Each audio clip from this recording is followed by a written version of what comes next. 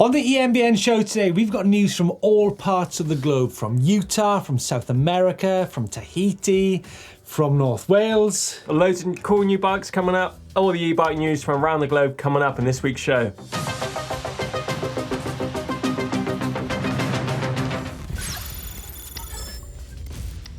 Welcome, Steve, back to the studio. Probably haven't been in this place for a couple of weeks. So. I haven't been here for a couple of months, it feels like. I don't think you have. That's it, just travelling around the place. E-biking checking everywhere. Out new locations, yeah. But anyway, I want to get into the show, Steve. First thing I want to talk to you about is that last week's video you shot how e-bikes are changing mountain biking, and something that rang, true to me quite a lot. Definitely changed what I do, and obviously yourself, what you do as well. So. Yeah, I guess it comes down to e-bikes. E-bikes take a lot of understanding. A lot of people out there don't understand about e-bikes and what they're for. And I talked in the video about wilderness on some occasions, but I didn't really mean wilderness. I meant wilderness is a great place to go to but an adventure, it doesn't have to be wilderness. It can be like. It can be in your backyard. It's just about, sort of exploring that hill over there or you've never been to. Yeah. And I think what it is, with, I lived and breathed downhill for 20 years, right? That was my sport. Yeah. But I'm learning about e-bikes, and I think what happens with mountain bikers, or what's becoming happening with mountain bikers is that.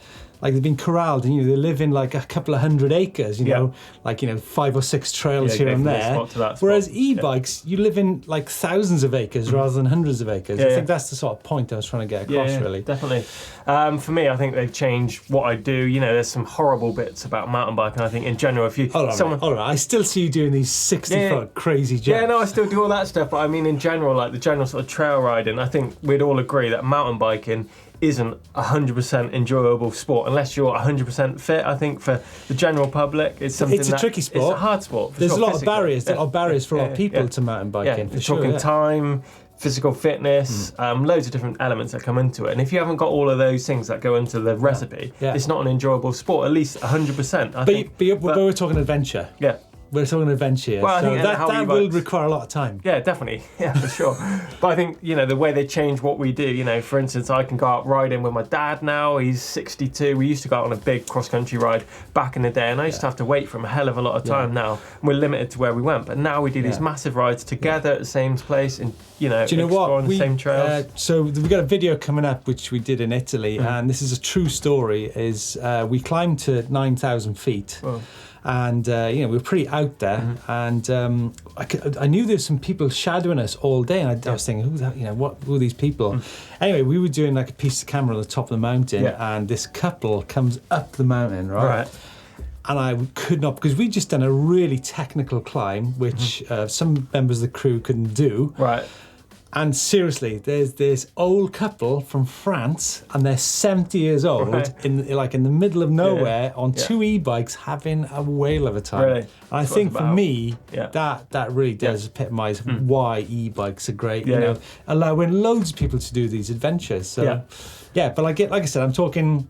I'm not talking wilderness. I'm talking. It could be anywhere really. Just going places you've never been before. Yeah, and I think it's just opened the doors to me. I've ridden mountain bikes, for like 20 odd years. And the e-bike I've climbed stuff that I've never thought, I could never imagine climbing.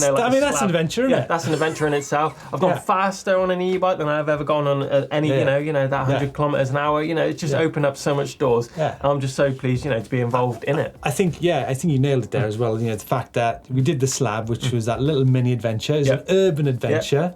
Tackling, and I think it's the climbing which does open up the doors for such incredible antics. You just don't dread those climbs. I think even just on a normal trail ride, there's my local loop, and there's some climbs on there I used to hate, but now I enjoy that ride 100% the whole way around. Not dreading any part of it. It's just looking forward to it. It's great, honestly. But we got many more e-bike adventures coming on EMBN over the next few months, so don't forget to tune in. The tyres are skinny, the sizing, that's questionable, and the brakes, well, they're cable operated. At £350, the question is, will this bike get us up to the top of Britain's second highest mountain and back down again in one piece? Honestly, it's so sketchy. It is so sketchy. I'm not getting my hands on that. Look at the wheel flex as you come up there. Be a long old day, I think.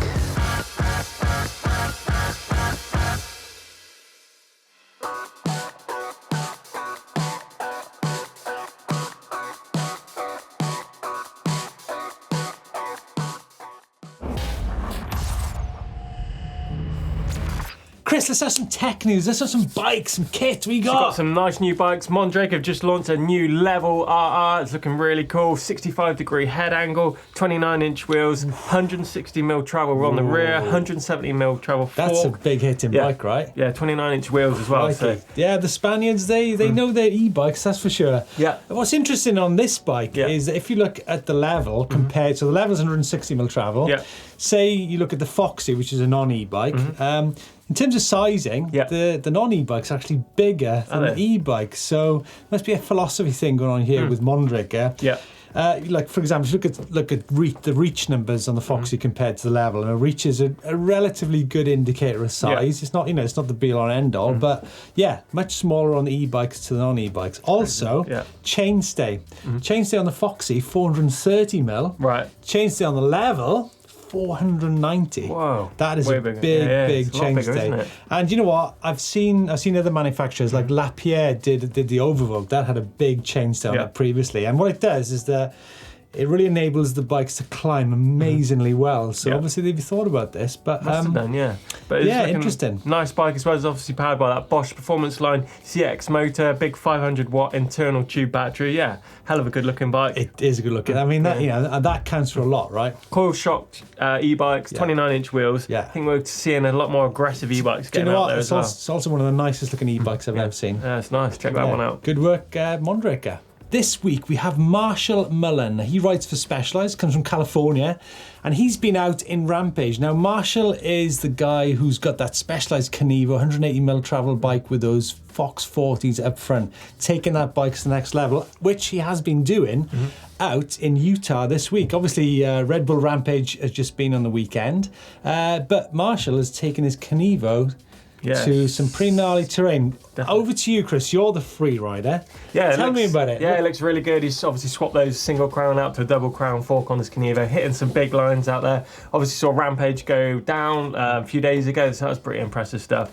Good to see Marshall hitting those big lines as well. How would, I mean, you know about big jumps and drops and stuff like that. How would he be feeling on that Kenevo out there compared to standard downhill bike? Talk us through it. On that bigger stuff, obviously you've got that weight of the bike, which is more stable. I think on those big hits, it's a lot more predictable. I think in the air as well, it's a lot bigger platform to push around in the air, so like carving those big hips and stuff. So you can throw the bike around. Do you think that maybe some of those guys in Rampage on non-e-bikes would be better off putting some weights on their bikes? Depends what you want to do. Purely for like distance and like height and things like that, I think the e-bike works, but then obviously the downfall isn't that maneuverability. You know, these guys are doing backflips off cliffs, spinning around in the air, all that sort of stuff is going to be hard on that e-bike and probably isn't a benefit. It's probably, But I did see like Tyler McCall, he dropped in off the top and he couldn't make one of the berms because he was carrying too much speed. Surely that's going to be amplified on an e-bike, right? Yeah, it's slowing them down, but then you've got obviously that weight can arguably gives you more grip. So, there's backwards thinking in that. Yeah. It's personally, I think if I was going to ride Rampage, I would go on a standard downhill Here's bike. the question then, Chris. Would you like to ride Rampage? I'd love to ride Rampage. I've been invited twice, but unfortunately, not being able to make it because I broke my back before one. Wow. And then my ankle like the week before as well, training for it. So I did have a chance in the early 2000s. I just got invited. So. Oh, cool. Well, maybe in the future we're going to be seeing e-bikes at Rampage. That'd be cool. Be mental, wouldn't it? Yeah, I'd love to ride it. I've ridden there quite a few times, but literally those push-ups are pretty killer. So especially the mellower stuff, to be able to loop around and ride back up would be pretty cool. Fantastic. Moving on to other parts of America, we've just been in touch with some friends down in South America, down in Chile, from Eduardo, who runs the Andes Pacifico race. Now, the Don from GMBN has done that race. I've done that race several times. They've just done an e-bike only race down in Chile, and this is what it was all about. And I also managed to grab a chat with Eduardo. Hey, so I hear that you had an e-bike race on the weekend, right? Oh yes, a couple of weekends ago we did the first e-bike race in Chile. Yeah. We didn't have great amount of riders. We only had 30 something riders, but it was really good, and it was in between another enduro race that we normally put together. Eduardo, obviously I've done the Andes Pacifico race with you previously, and I think for the people watching, to put things in perspective, Eduardo, you're one of the organisers of the Andes Pacifico. So I guess the question is will there be a day when you can see e-bikes taking part in the Andes Pacifico, which is a 4-day race across the mountains there, right? Yes. Well, nowadays it's 5 days. Okay, right. When you came here, it was 4, but nowadays we grow up to 5 days. Yeah. You know, it's something that we've been talking between Nacho, my partner, and Matias, and all the people that work with us, is how we're gonna adapt the enduro racing to e-bikes. I don't know. At this moment, we don't see the chance to put it in Andes Pacifico. It's kind of hard. Also, in terms of traveling, a lot of people that comes to this race are from other countries, so traveling with e-bikes is not easy yet. Yeah. Because all the reglementation with the batteries. Yeah. But in terms of racing, is something that also I want to share with you how we're gonna adapt this racing, because it's kind of difficult. We did this race last two weekends ago, and we kind of shrink a normal race that takes 5 hours on normal bikes on a 1 hour and a half on e-bikes. And with the same amount of descent and the 20 minutes descent in special stages. So it's something that we still have to think about it. Yeah, I mean, the Andes are a perfect place for adventuring on e-bikes.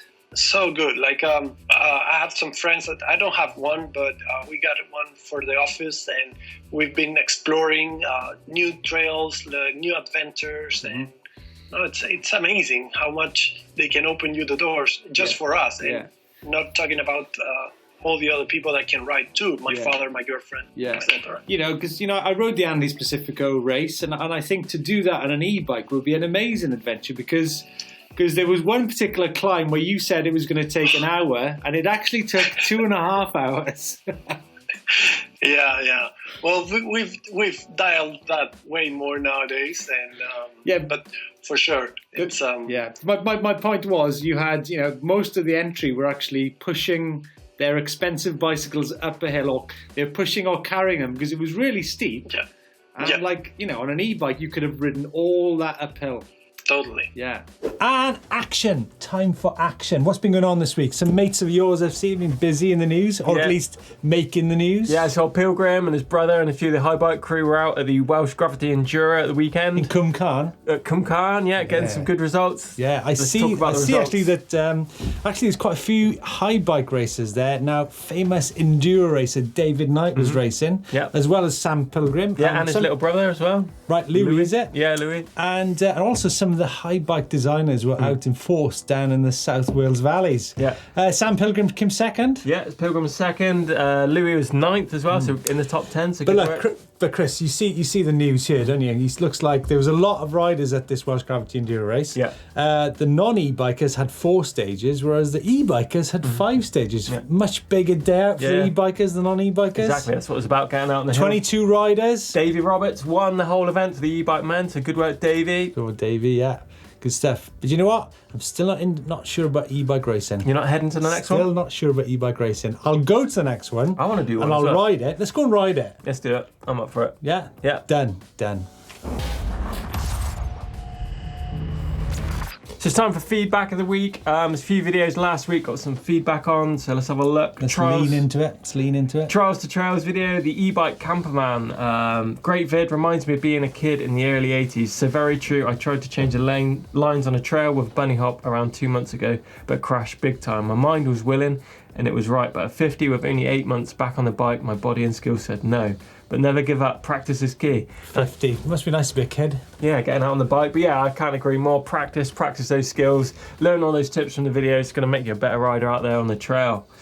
We've got from Scott too. I think doing the bunny hops would be much easier using clipless pedals. Just lift up with your leg and the bike follows. I hate them now, they're flat to me. And I think using clips, you ever use clips, Steve? Tried to. Yeah. Can't do it. Occasionally, Love to be able to do it. Occasionally I use them for like just general trail riding, but I think for learning those skills, flat pedals is essential. You know, it makes it, I think, kind of cheats a little bit with the clips, but yeah, I'm a flat pedal user. I think it comes across a lot better. Some great feedback on the Rediscovering Adventure piece. Now, I know we spoke about adventure earlier on the show. This is from Brittle Films. Very kind words, Brittle Films. Thank you very much on that. Rides with the Silver Machines quite a lot. And basically says that the adventure and fun e-bikes bring to the table is incredible. However, this is the key point. Brittle Films thinks that e-bikes could be rebranded as MTB Plus. Oh, I like that. I do like that. It is definitely a plus, isn't it? It is mountain biking, but even better than mountain biking. It is MTB Plus. That is genius. Love it. It's time for electrics. This week we're going to be looking at that essential skill, the track stand. I didn't know you spelled electrics the same way as scale-electrics. Yeah. Whose idea was that? I saw it on the back of the van on the way to work. Did you? Pinched it. Oh, nice. Plagiarism. So it's electrics time. This is the first in a short series of how-tos, essential stuff that you need to learn before you hit the trails. This week we're going to be taking a look at the track stand. Track stand's quite an easy one to practice anywhere. Flat ground, uphill. Ideally you want to find an uphill slope like I've got here. This way it stalls the bike. I don't have to use my brakes so much. I can just totally let go of those levers and the brakes. The bike's going to stay there. The way I'm doing it is just applying pressure through the crank. Find out which is your good foot forward. Either you be left foot forward or right foot forward. Just the way your feet go on the pedals. Easy way to balance. All we're doing is just rocking back and forwards. If I'm falling one way, I'm just catching it with the front wheel, moving my upper body and shoulders as soon as I feel that balance going, and applying a bit more pressure through the pedals. Once you've got it dialed, you can spot your line. It's really good for spotting a line up a climb before you commit to it or commit to a drop. Once you've got that line locked, get on the power and go. It's a really good way when you're learning the track stand is either to focus, you can focus on your front wheel, looking down, or some people prefer to focus in the distance, lock onto that object. Also pays to really relax that upper body. If you're all stiff, every movement gets accentuated through the bike, so just relax, focus, and keep that power on for the perfect track stand. It's competition time. We've got some winners for our latest F535 One fork from DT Swiss. Amazing awesome fork. Amazing fork. Who's won this, Steve? So the winner this week is Javed Sheikh from Singapore. Lucky person. Yeah, that fork's heading to you. Yeah, look out for an email from us. Get any contact details. Right, it's time for Where in the World. We've got Vanny. We got the spinning plastic North globe. Norway. Vanoy, North Norway. North Norway, that's dead easy, North Norway. Looks a bit cold there. North Norway. You've got Kim here, sent in a Trek Powerfly 5. She's just whilst waiting for a new eMTB. Getting out there, enjoying the ride. An adventure. She looks like she's proper up in the mountains as well. Snow. Yeah. That backdrop as well. Amazing stuff. Amazing. Good work, Kim. Yeah, that weather's coming our way. Sorry. Ooh, Chris, this looks nice. Yeah, that's our new winter jacket. Look at that. Where's my winter jacket? Where's my winter jacket? Look at that. Keep you nice and warm. What size is this? XL. Yeah, I think I'm a medium. Extra small. No, I think, we've got loads of new winter riding stuff in the EMBN shop. Look at that. Beanie hats, these nice new jackets available to pre-order as well. Ooh, ideal for Christmas gifts. Tell you what, the pockets are nice and soft it's all as well. thermal, yeah. Oh, I'm well happy with that. The trails. Nice one. Cheers, Chris. No worries. So time for my favourite part of the show. It's the e-bike vault, where we get to see your e-bikes that you send in to us for a super nice or a nice. Let's get into it. Yeah. You've got Rick here, sent in his giant Fathom E versus his YT Jeffsy. He said, just started clearing the garage out, and ever since I brought my e-bike, I've not ridden my Jeffsy. That's quite a strong comment. I've done that. I've got pedal bikes at home that I haven't touched since having an e-bike. But what are you thinking on the photo? I'm thinking about the two Hoovers and the computer. It's got an odd setup in there, isn't it? It is an odd. Yeah, and the do you bird, know what? I really like this. I'd like to see more of these. Don't they have these on GMBN Tech where they see people's sheds and stuff? Man caves and stuff. Yeah, I quite like it. Or people caves. It's 21st century, Chris. I like the bird box in there as well. Yeah, okay. What are you thinking then? I don't know. I really don't know. But I like it and I'd like to see more of it. So I'm going to give it a super nice. Cool. Ooh, nice backlight. So Lawrence, Canyon Spectral on 9.0, Forêt de Marly beside Paris, France. Enjoying an early morning weekend ride, taking advantage of the Indian summer. Look at that, I do like that. Yeah. It's nice and stealth, isn't it? Nice, very Backdrop. nice. Very What are nice. you thinking? Nice, let's move on. Nice. Ooh, Scott, Trek Yeah. Powerfly, no, super nice, easy. Arizona, Valley of the Super Sun. nice, come on. Valley of the what? Valley of the Sun. What? This is what it's about. So Jose here, Scott Genius E-Bike 720, Slovenia World Cup. Jose or Josie?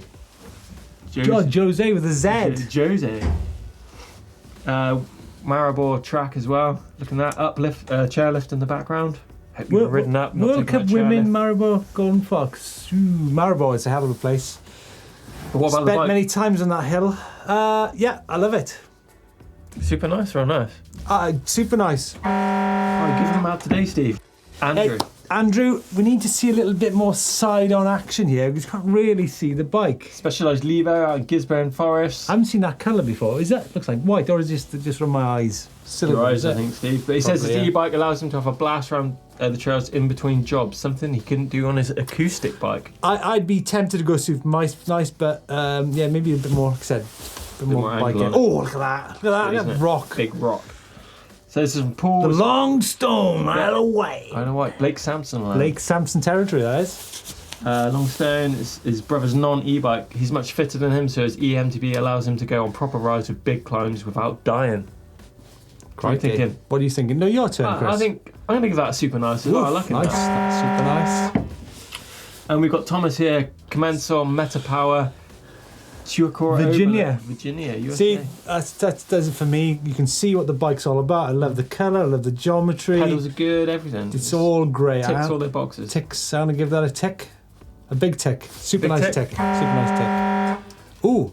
So this is Jeremy, so this must be his friend as well. Hold on a minute. This is Dublin. This is again Virginia, right? Yeah, but this is his friend's e-bike.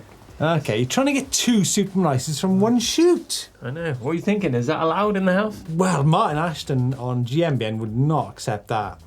So we've moved on very quickly to This is Andy with his Cube Stereo Hybrid. Llandudno. How would you pronounce that? Llandudno. Okay, well, it's yeah. Okay, well, it is what it is. I really like that a lot. New bike, new to eMTB riding, absolutely loving it, going further and harder than ever before. I like that. That's really nice. Yeah. I'm going to give that a super. Gogledd Cymru. Super nice. We've got Dave here with his Canevo, Fox 36, and he's Hope Brakes, and he's running a 29er front wheel in his Canevo. Why So not? a few Why people not? are doing that. Yeah, it's good. Why not? Good option. Why not? Go on then, your turn. I'm going to give that a super nice as well for being out there as well. Zips are really good quality on these jackets. You're loving that. Yeah. And unfortunately, that's the end of the bike vault for this Love week. it, love it. Keep I the can bikes see why you coming love it in. so Yeah, I much. know. Keep those bikes great. coming in. We love to see them. Yeah. Just send them into our upload service. Details Honestly, in the box below. worldwide. Well, honestly, e-bikes worldwide cannot beat it. And that's it for this week's EMBN show. On the channel this week, we've got some absolute monsters coming up. Yeah, we've got how to master riding in the winter conditions, those wet, slippy things on your e-bikes. You know how to master those. That's coming out on Friday. And on Sunday, I have been shopping. I've had the wallet out and I've bought a £350 e-mountain bike. And we're taking that versus a super bike versus a mountain. That's out on Sunday. Do not miss that video. Real cool. It is absolutely hilarious, painful, the lot. Lots of cursing going on. You enjoyed that one, didn't you, Steve? Yeah. Did we make it though? Did the £350 bike make it up the mountain? Yeah, and if you've Did I enjoyed- make it up the mountain? And if you've enjoyed today's show, remember to subscribe to the channel, give us a thumbs up if you like the show, drop us some comments in the box below, Yeah. not forgetting any hashtag Ask EMBN Yeah. for any of the questions you've got us guys Yeah. for next week's show as well. And in the meantime, if you want to see some more cool videos, we've got the Rediscover an Adventure, where I kind of ponder about adventure on an e-bike. Yeah, we've got Trials to Trails as well, mixing those trial skills up, taking them to the trails. That's a cool video. That's it. See you That's next it. week. Yeah, we'll see you in the next show. Nice one.